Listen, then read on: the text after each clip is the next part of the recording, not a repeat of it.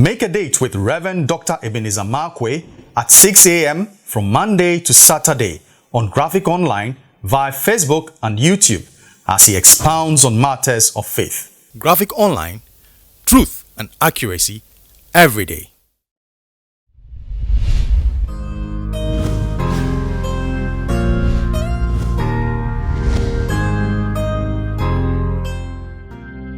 This is Rev Dr Ebenezer Markwei of Living Streams International.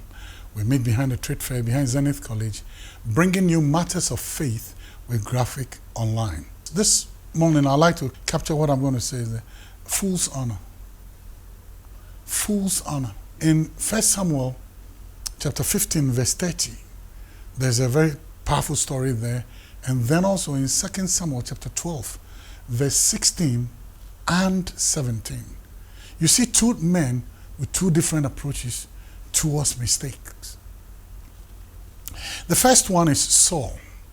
Now Saul, King Saul, forgive me if I'm a little bit harsh on Saul, because I may be harsh on Saul because truthfully, what was not promised to his tribe was given to him. And God said, listen, if you had obeyed me, I would have given the kingdom to your house forever. You see, the Bible says the scepter shall not depart out of Judah. So the throne belonged to Judah, but Saul was from the tribe of Benjamin. And so he had come into something that he didn't merit. He had come into something that was not even his birthright, but he had come into it. God had chosen him. One way or the other, God had overlooked, God had crossed boundaries in order to choose him as king. Then he made a mistake. You remember when God said to Samuel, gave him simple instruction.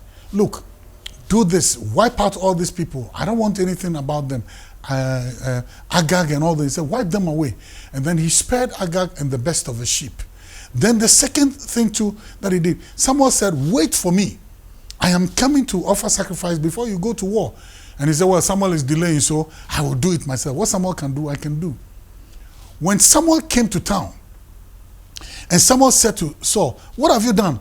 Do you know this thing that you have done? Do you know it would have cost you this blah, blah, blah, blah, blah, blah? You get it? And my biggest surprise, the attitude of Saul was what surprised me. Look, you have done wrong. Something is wrong. You didn't do it right. You understand? You know that what you did was wrong. You know in your heart that what you did was wrong.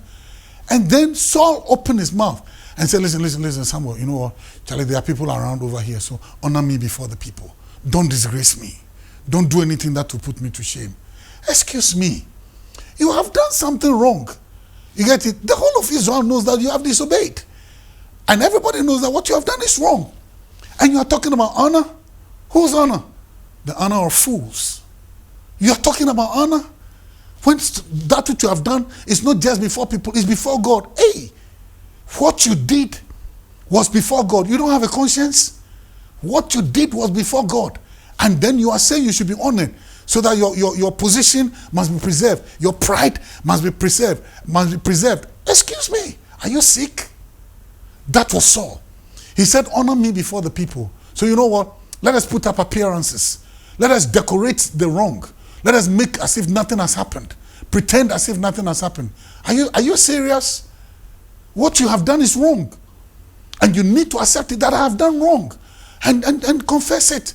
And put up a humble disposition, a humble posture. That is what Saul should have done.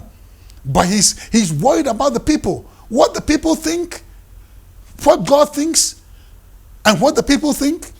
The people will see you a biggity, Mr. Big Stuff. That's what you're thinking about. That's what Saul's confession, honor me before the people. That was Saul. Then see the converse. David went and took somebody's wife. Serious matter. David went and took somebody's wife and he even killed the person. He killed the guy. And then he married the woman as if nothing has happened. We'll talk about it later, one of those issues. But the day David was confronted with his error, with his mistake, and he was told the consequences of his mistake, the Bible said David fell to the earth. And everybody, all the big men saw that David was lying down. Kings don't lie down for others to stand.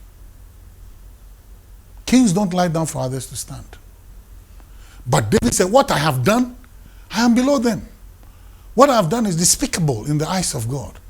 What I've done is so wrong. I have done something against humanity. I've done something against people. Somebody.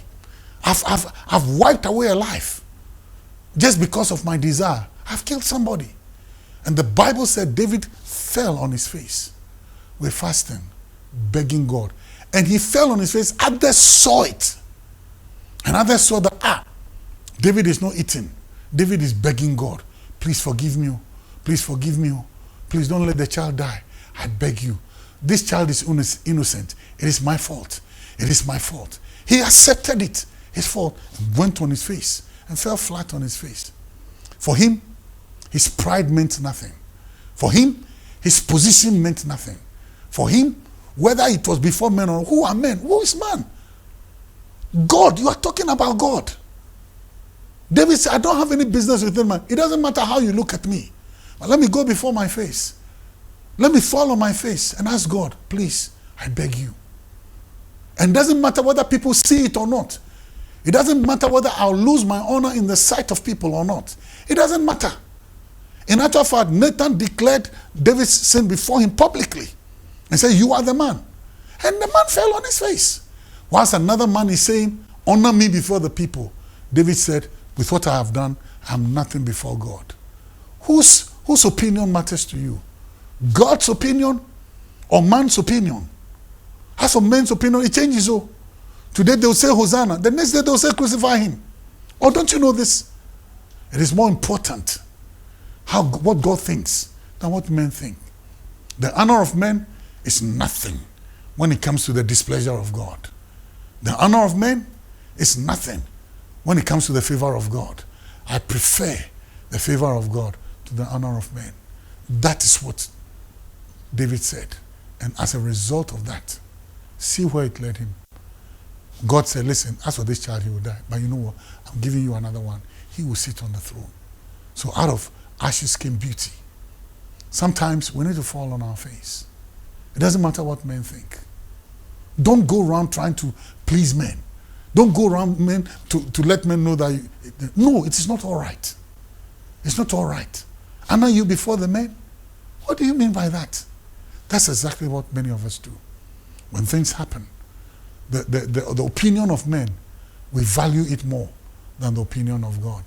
Listen, sometimes fall on your face. It is better than standing up before men. It's better to fall on your face before God than to stand tall before men, because finally to catch up with you. See you next time.